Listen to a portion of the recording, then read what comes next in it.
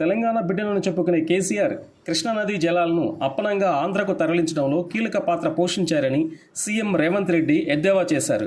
దివంగత సీఎం వైఎస్ఆర్ చెప్పినట్లుగా తల ఊపి చెప్పులు మూసి మరీ ఆనాడు కేసీఆర్ కృష్ణానదీ జలాలను పాలమూరు నుంచి తరలించినట్లు సీఎం రేవంత్ రెడ్డి సంచలన ఆరోపణలు చేశారు. అలాగే ఏపీ మాజీ సీఎం జగన్కు వీర తిలకం దిద్ది అప్పనంగా రాయలసీమ జలాలను అందించిన ఘనత కూడా నీదే కేసీఆర్, మాపై ఎందుకింత కక్ష అంటూ సీఎం కాస్త భావోద్వేగానికి గురయ్యారు.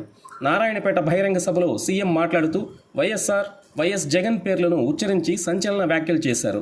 వీరిద్దరికీ కేసీఆర్ వంతపాడి నేడు పాలమూరుకు తీవ్ర అన్యాయం చేశారని సీఎం రేవంత్ రెడ్డి విమర్శించారు. తాను ఎమ్మెల్యేగా ఉన్న సమయంలో ఎంతో కృషి చేసి కొడంగల్కు నీటి ప్రాజెక్టులు తెచ్చినట్లుగా సీఎం చెప్పారు. దేశంలో ఎక్కడా ఏ ప్రాజెక్ట్ నిర్మించినా అక్కడ పాలమూరు బిడ్డల కష్టం ఉందన్నారు. వలసలు వెళ్లటం, పిల్లలను ఇంటి పెద్దలైన వృద్ధుల వద్ద వదలటం ఇదే పాలమూరు బిడ్డల జీవిత చక్రంగా మారిందన్నారు.